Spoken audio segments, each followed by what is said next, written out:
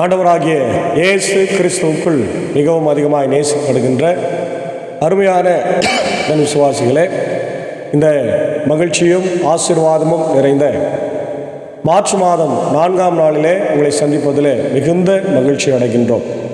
இந்த காலை நேர இறை தியானத்தை நாம் ஆரம்பிக்கலாம். நமது ஆரம்பம் பிதா, குமாரன், பரிசுத்த ஆவியின் நாமத்தில் உள்ளது. ஆமேன். ஜெபிப்போம்.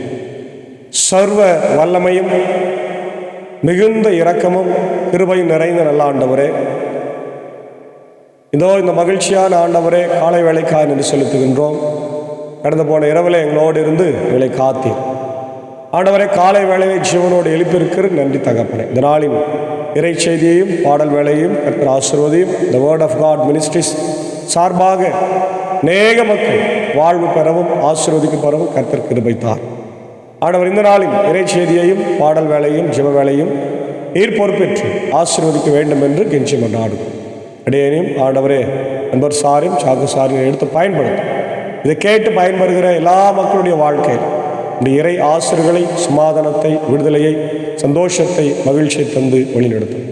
இந்த நாளின் எல்லா பணிகளையும் பயணங்களையும் எங்களுக்கு ஆசீர்வதித்து தரும். இறை பயங்கன் இயேசுவின் மூலம் ஜெபிக்கும் நல்ல பிதாவே, ஆமேன். காலை வேளையில் ஆண்டவரை நாம் துதிக்கும்படியாக 51வது ஞான பாடலாகிய மாசற்ற தெய்வ நாமத்தை துதி என் நெஞ்சமே என்ற பாடலை நாம் சாரோடு இணைந்து தேவனை போற்றி பாடும் 51வது ஞான பாடல்.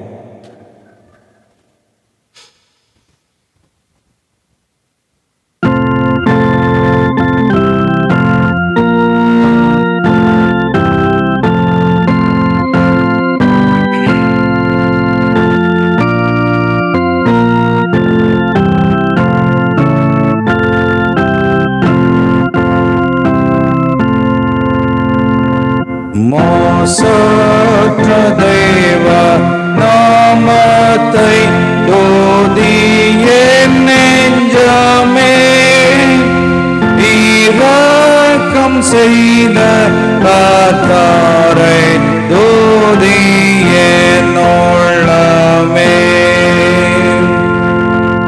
உன் பாதகங்கள் யாவையும் நிவர்த்தி செய்கிறார், உன் ரோகங்கள் அனைத்தையும் பரிகாரிக்கிறார்.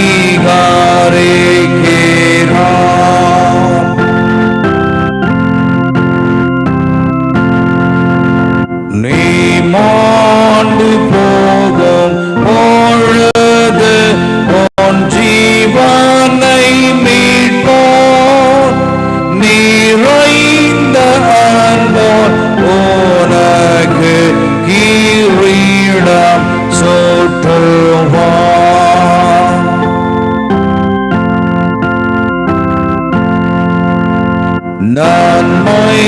நன்மைகளாலும் மனதை திருப்தியாக்கினார், அன்போய் உன்னாயுள் காலத்தை நீடிக்க பண்ணினார். என்னாலும் இந்த நன்மையை என் ஆத்துமாவே நீ மறந்திடாமல்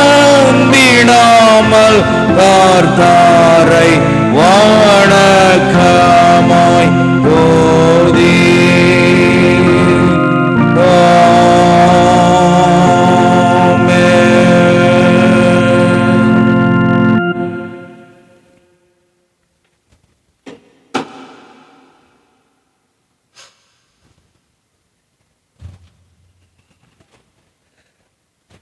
கிறிஸ்துவில் அன்பார்ந்தவர்களே, உங்கள் யாவருக்கும் இறைமைந்தன் இயேசுவின் திரு பெயரிலே இந்த காலை நேரத்தில் அன்பின் வாழ்த்துக்களை, ஸ்தோத்திரங்களை நாங்கள் இந்த வேர்ட் ஆஃப் காட் மினிஸ்ட்ரிஸ் சார்பாக தெரிவித்துக் கொள்கின்றோம்.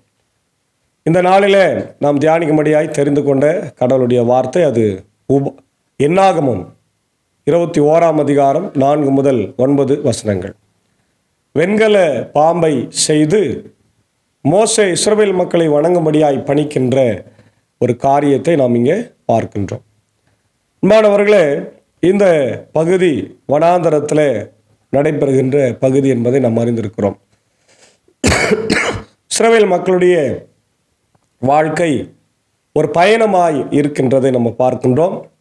இந்த பயணத்தில் அவர்கள் சீனாய் மலையிலிருந்து மோவாப் நோக்கி செல்லுகிறார்கள். மோவாப் என்பது ஒரு சமவெளி, பிளைன்ஸ் என்று சொல்வார்கள். சீனா என்பது மலை அடிவாரத்தில் இருந்து அவர்கள் மோவாப் நோக்கி பயணம் செய்கின்ற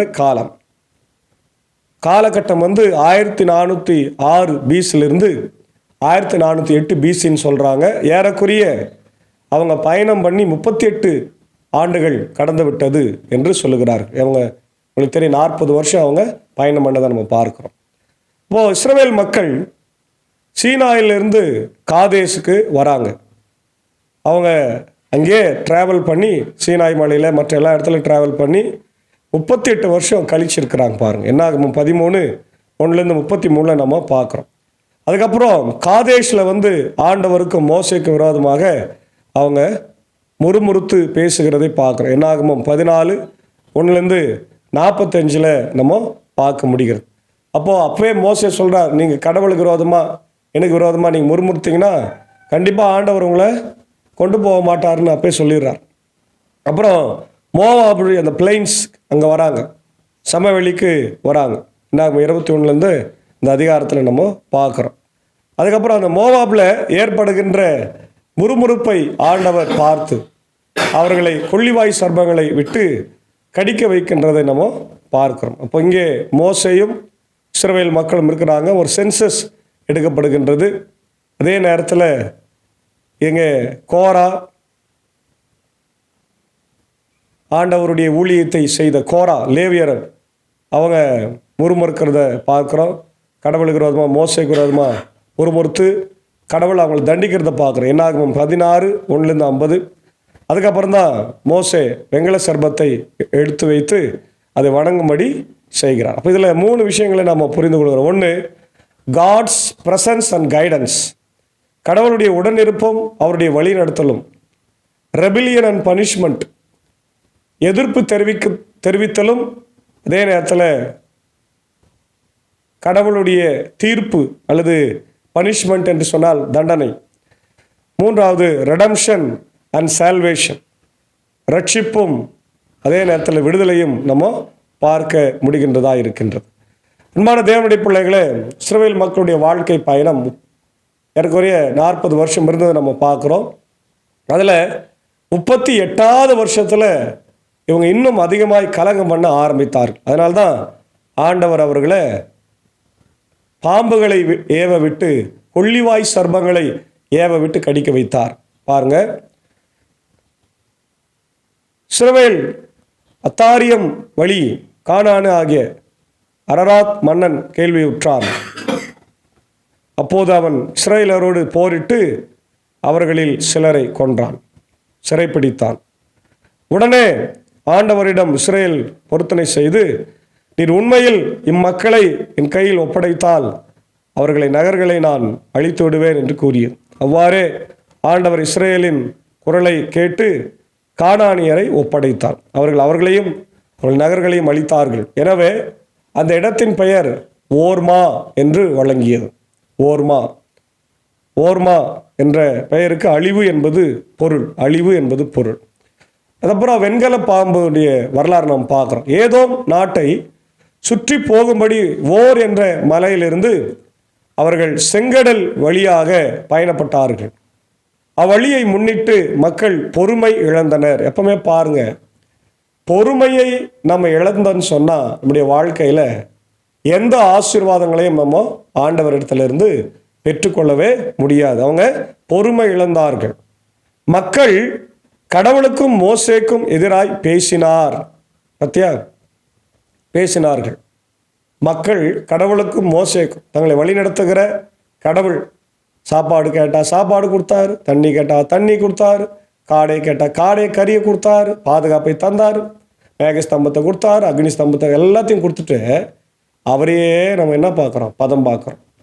சோறு போட்ட வீட்டையே பதம் பார்க்குறது. அதுதான் இன்னைக்கு இருக்கிற எல்லா மக்களுக்கும் இருக்கின்ற ஒரு கெட்ட குணம். அதுதான் உண்ட வீட்டுக்கு துரோகம் நினைப்பது. கடவுளுக்கு மோசேக்கு விரோதமாய் முறுமுறுத்து பேசினார்கள். இந்த பாலை நிலத்தில் மாளும்படி எங்களை எகிப்திலிருந்து கொண்டு வந்தது ஏன்? இதே வார்த்தையை பல முறை கேட்கிறாங்க. எகிப்திலிருந்து புறப்பட்டு வந்த அன்னைக்கு பார்வோன் பின்னாடி வராரு இல்லையா, செங்கடல் முன்னாடி நிற்குது. அப்பவே கேட்குறாங்க, எகிப்தில் எங்களுக்கு பிரேத குழிகள் இல்லை என்றா அழைத்து வந்து. அப்படின்னா என்ன, எகிப்தில் சுடுகாடு இல்லையே எங்கே வந்து கொண்டு வந்துட்டோம்னா நாங்கள் செத்துருவோம்னு அவங்க நினைக்கிறாங்க. ஆனால் ஆண்டவர் ஒருவரையும் கீழே விழாமல் காப்பாற்றினார். அல்லேலூயா. ஆம் பிரியமான தேவனுடைய பிள்ளைகளே, நம்ம எப்போவுமே எவ்வளோ கஷ்டம் வந்தாலும் பிரச்சனை வந்தாலும் ஆண்டவரை தூஷித்து பழித்து நம்ம பேசவே கூடாது. நம்முடைய குருமார்களை, நம்முடைய வழிநடத்துகின்ற ஆயப்பெருமக்களை நம்ம தூஷிக்கவே கூடாது. அதான் சொல்றார், கடவுளுக்கும் மோசேக்கும் எதிராய் பேசினார்கள். இந்த பாலை நிலத்தில் மாளும்படி எங்களை எகிப்திலிருந்து கொண்டு வந்தது ஏன் என்று கேட்டார்கள். இங்க உணவும் இல்லை, தண்ணீரும் இல்லை. சாப்பிட்றாங்க, நல்லா சாப்பிட்றாங்க, தண்ணி குடிக்கிறாங்க, ஆனால் பொய் சொல்றாங்க. பாரு, உணவும் இல்லை, தண்ணீரும் இல்லை.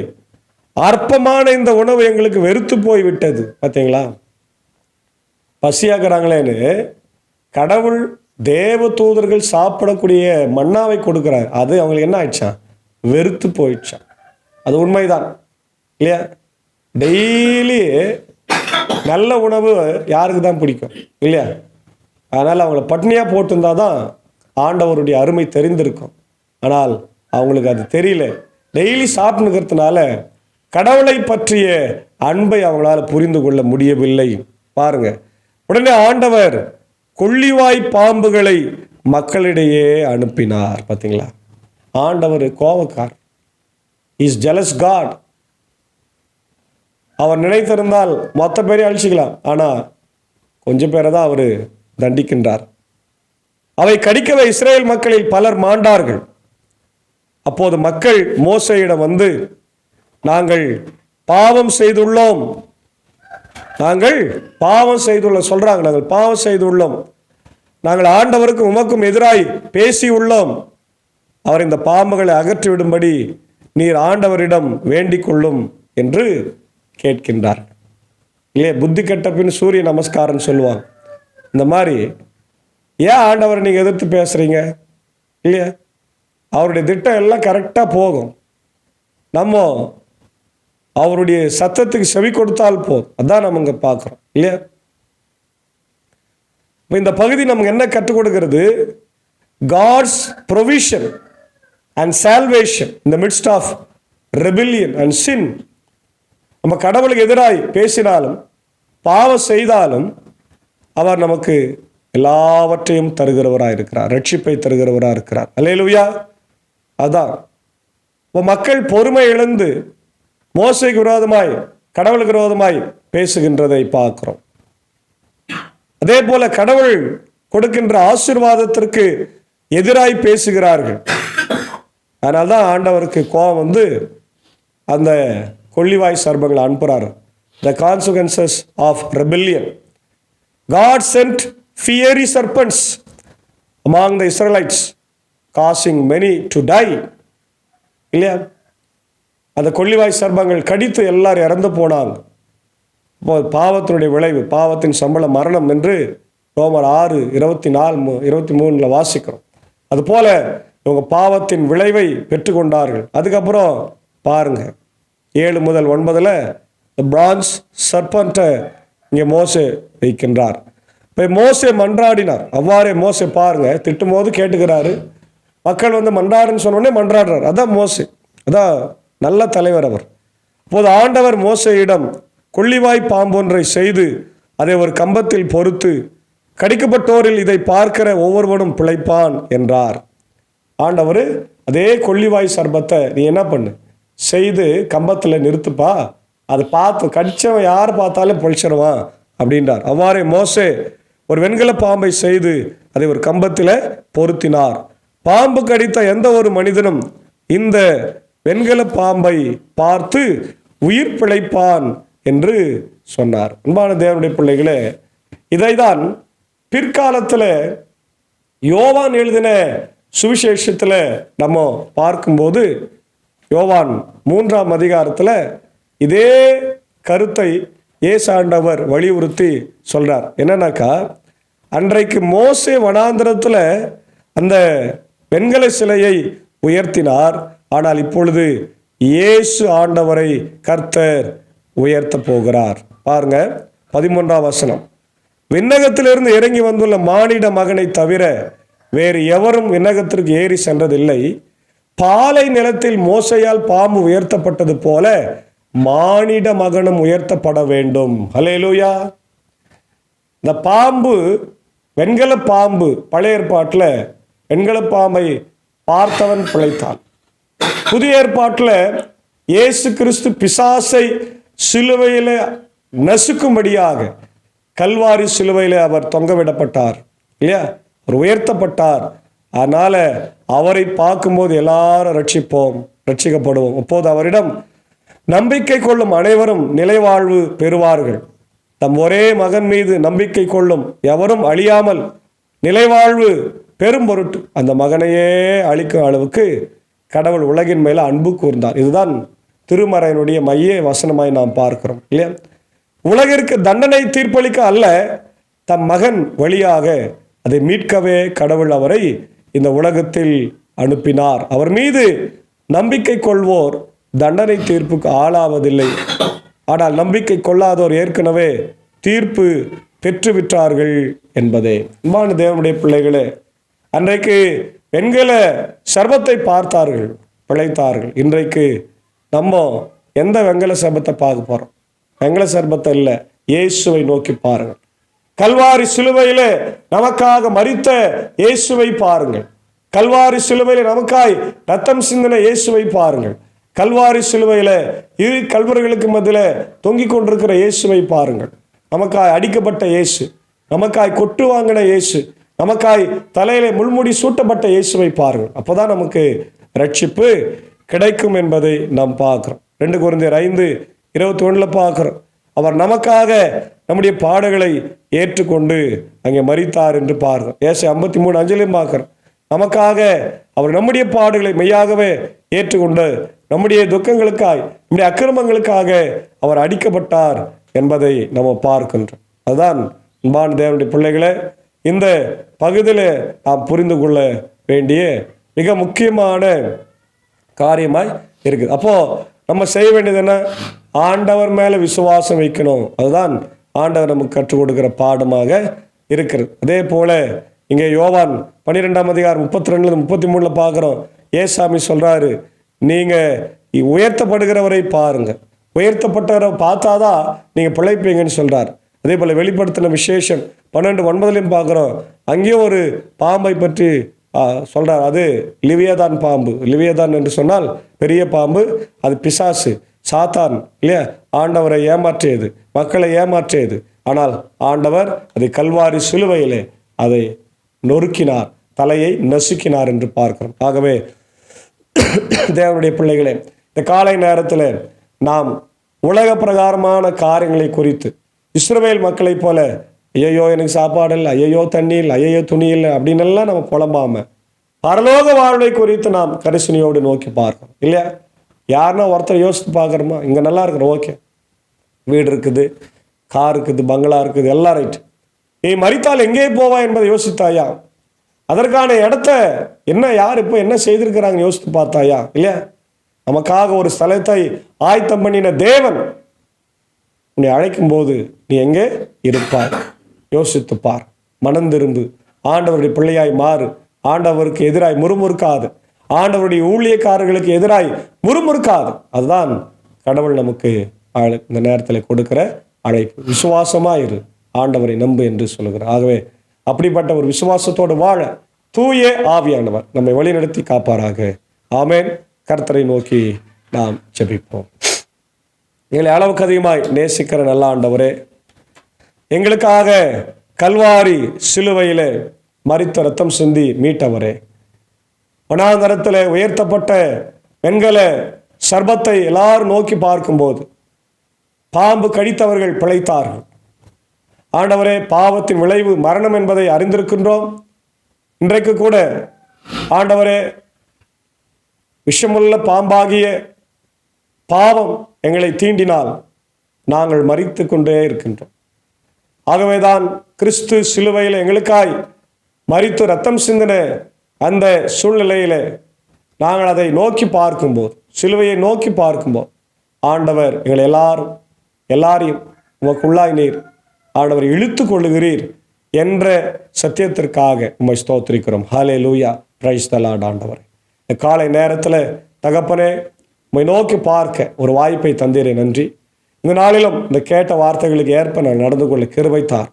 இதை கேட்டுக்கொண்டிருக்கிற ஆண்டு விசுவாசிக்கிற ஒவ்வொருவருக்கும் இப்படி ஆசீர்வதித்தார். நாங்கள் இஸ்ரவேல் மக்களைப் போல, கோராகு புத்திரர்களைப் போல புலம்பாமல், ஆண்டவரை உமக்கு எதிர்த்து பேசாமல், அழிந்து போகாமல் இப்படி சிலுவை நோக்கி பார்த்து இப்படி ஆசீர்வாதங்களை பெற்றுக்கொள்ள கிருபை தார். இதை கேட்டுக்கொண்டிருக்கிற America, UK, Australia, New Zealand, Philippines, Gulf கண்ட்ரீஸில் இருக்கிற மக்கள், இந்தியாவில் இருக்கிற எல்லா மாநிலத்தில் இருக்கிற மக்கள், தமிழ்நாட்டில் இருக்கிற மக்கள், எங்கள் தமிழ் மக்கள், தமிழ் கிறிஸ்தவர்கள் யாவரையும் ஆசீர்வதிக்கிறார். இப்படி தேவைகளை சந்தியும், கவலைகள் கஷ்டங்களை மாற்றும், பலவீனங்களை மாற்றும், துயரங்களை மாற்றும், கடன் பிரச்சனைகளை மாற்றும்.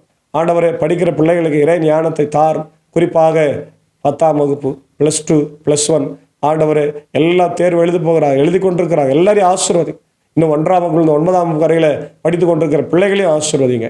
இப்படி போக்குவரத்தில் ஆசீர்வதி, கல்லூரியில் படிக்கிற பிள்ளைகளே ஆசீர்வதி. இந்த காலை நேரத்தில் ஆண்டவரை இப்படி இந்திய தேசத்திற்காக ஜெபிக்கிறோம். இப்படி ஜனாதிபதி, பிரதமர், ஆண்டவரை தமிழ்நாட்டின் முதலமைச்சர், கவர்னர் எல்லாருக்காக வேண்டிக் கொள்கிறோம். கர்த்தர் எல்லாரையும் ஆசீர்வதிப்பீராக. தேவனே, உமக்கு நாங்கள் கொடான ஸ்தோத்திரங்களை ஏறெடுக்கிறோம். இந்தியா எப்பொழுதும் ஒரு அமைதி பூங்காவாக இருக்கட்டும். ஜாதியின் பேரிலோ, மதத்தின் பேரிலோ, ஆண்டவரை மொழியின் பேரிலோ எங்களுக்குள்ள பிளவு வராதபடி எங்களை காத்தரல வேண்டுமாய் நாங்கள் ஜெபிக்கின்றோம். ஆண்டவரை விசேஷம் அந்த நாளிலே உலக போர்களுக்காக வேண்டிக் கொள்கிறோம். உக்ரைன் ரஷ்யா போர் நிறுத்தப்பட்டு சமாதானத்தோடு நாங்கள் வாழ கிருபை தாரும்.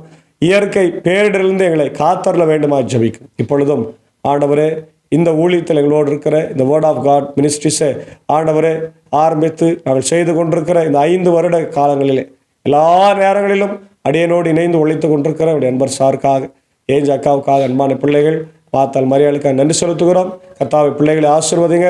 தொடர்ந்து இந்த எக்ஸாம்ஸ் காலத்தில் இந்த கிருபை பிள்ளைகளோடு தங்கியிருக்கட்டும். அதே போல் என்னுடைய ஆண்டவர் அன்புக்குரிய சாக்கு சாருக்காக ஜெபிக்கிறோம். தன்னுடைய நேரத்தெல்லாம் ஆண்டவரை காலையிலே வந்து எங்களோடு செலவிட்டு இசைக்கருவியை மீட்டுமுடிய பாடலை ஆண்டவர் மக்களுக்கு மிக சிறப்பாய், குறிப்பாக ஞான பாடல்களை கற்றுக் கொடுத்து கொண்டிருக்கிறார். நன்றி செலுத்துகிறோம். சாரையும் டீச்சரையும் ஆசீர்வதிங்க. பயணங்களை ஆசீர்வதிங்க. இதை கேட்டு பயன்பெறுகிற எல்லா மக்களுக்காக ஜெபிக்கிறோம். பலவீனங்கள் உண்டு, கஷ்டங்கள் உண்டு. ஆண்டவரையுடைய உதயநேசனை இருக்காக, நிக்சனை இருக்காக, ராஜ்குமாரை இருக்காக, ஜமலாசரை இருக்காக, ஆண்டவரே இன்னுமாக பலவீனமாக இருக்கிற ஒவ்வொரு மக்களுக்காக, அப்படி ஜானி அண்ணன், ஆண்டவரே எட்வின் ராஜன் பாபு ஐயாவுக்காக ஆண்டவரை வேண்டிக் கொள்கிறோம். எப்படி பாபரபள்ளி ஆண்டவரே செக்ரட்டரி சாலமோன் சார், அமுதா அம்மாவுக்காக, அன்பு சகோதரி செல்வி அவருடைய அன்பான தாயாருக்காக வேண்டிக் கொள்கிறோம். ஆண்டவரை எல்லாருக்கும் நல்ல சுக பலன் ஜீவனை தந்து நீர் வழிநடத்த வேண்டும் என்று கெஞ்சும் என்றார். குறிப்பாக இப்படி அன்புக்குரிய ஆயர் கண்கடியா ஆண்டு லுத்தரன் திருச்சமுடைய ஆயராக இருக்கின்ற ஆண்டவர் அன்பு ஆயருடைய அன்பு தாயார் மிஸ்ஸஸ் ஆண்டவரே காந்தமணி சக்கரவர்த்தி அவர்களுக்காக ஜெபிக்கின்றோம். ஆண்டவர் இந்த உலகத்தில் அன்பு தாயாரை நீர் தந்து அவர்களுக்கு ஆசீர்வாதமாக நல்ல கணவரை ஆண்டவரை தந்து பிள்ளை செல்வங்களை கொடுத்து ஆசீர்வதித்து 20 வயது சென்ற காலத்தில் மூத்த விசுவாசத்தில் ஆண்டவர் இருந்தபோது நேற்று தினத்தில் அவரை நீர் அழைத்து கொண்டீர் ராஜா. இன்று காலை 10 மணி அளவில் ஆண்டவரே பெங்களூர் தேசத்தில் ஆண்டவரை நடைபெறுகின்ற ஆண்டவரே இந்த ஃபியூனரல் சர்வீஸ்க்காக அடக்க ஆராதனைக்காக ஜெபிக்கிறோம். அநேக ஆயர்களும் சபை விசுவாசிகளும் பொறுப்பாளர்களும் கலந்து கொண்டு ஆயர் அவர்களையும் அவருடைய அன்பான உடன் பிறந்த ஆண்டவரை குடும்பத்து மக்களையும் ஆற்றவும் தேற்றவும் நிற்கிற வைத்தார். உயிர்த்தெழுதல் ஆண்டவரை உண்டு என்ற திட நம்பிக்கையில ஆண்டவர் ஆயருக்கு ஆறுதலை நாங்கள் நேரத்தில் சொல்லிக் கொள்கிறோம். இந்த வேர்ட் ஆஃப் காட் மினிஸ்ட்ரி சார்பாக என்னுடைய ஆழ்ந்த இரங்கலையும் உடைய ஜபங்களையும் வேண்டுதலையும் நாங்கள் ஏறெடுக்கிறோம். கர்த்தா தொடர்ந்து உடைய கிருபை ஆசீர்வாதம் ஆண்டவர் ஆயரோடு குடும்பங்களோடு தங்கியிருக்கட்டும். இந்த நாளில் பிறந்த நாளை திருமண நாளை காணுகின்றவர்களை ஆண்டவர் தேர்வு +2 தேர்வு ஆண்டவர் எழுதுகின்றவர்களை ஆண்டவரை நம்ம பாதத்தில் வைக்கிறோம். கர்த்தர் ஒவ்வொருவரையும் ஆசீர்வதி. குறிப்பாக உடைய தாய் திருச்சபையாகி ILCக்காக ஜெபிக்கிறோம். ஆண்டவர் எல்லா ஸ்தாபனங்களையும் ஆசீர்வதிங்க. பள்ளிக்கூடங்கள், சிறப்பு பள்ளிக்கூடங்கள், மூடப்பட்டிருக்கிற பெதஸ்தா மருத்துவமனைக்காக ஜெபிக்கிறோம். திறக்கும்படியான சூழ்நிலைகளை என் தேவன் நீர் ஏற்படுத்தி தர வேண்டுமா ஜெபிக்கிறோம். அடியனையும் குடும்பத்தார் எடுத்து நீர் பயன்படுத்த நாளின் எல்லா பணிகளையும் பயணங்களையும் கர்த்தர் எங்களுக்கு ஆசீர்வதித்து தந்து வழிநடத்தும். கல்வாரி சிலுவையில் தொங்கின இயேசுவையே நோக்கிப்பார். முறுமுறுக்காமல் ஆண்டவரே நாங்கள் உம்முடைய ஆசீர்வாதங்களை பெற்றுக்கொண்டு சிலுவைக்கு சாட்சி பகர கிருபை தார். இறை மைந்தன் இயேசுவின் திருப்பெயரில் ஜெபிக்கிறோம். உங்கள் ஜெபம் கேளும் நல்ல பிதாவே, ஆமென். நம்முடைய ஆண்டவராக இயேசு கிறிஸ்துவின் கிருபை, பிதாவாக தேவனுடைய அன்பு, பரிசுத்த ஆவியின் ஐக்கியம் இந்த நாளிலே நம் அனைவரோடு கூட இருப்பதாக. ஆமென். God plus.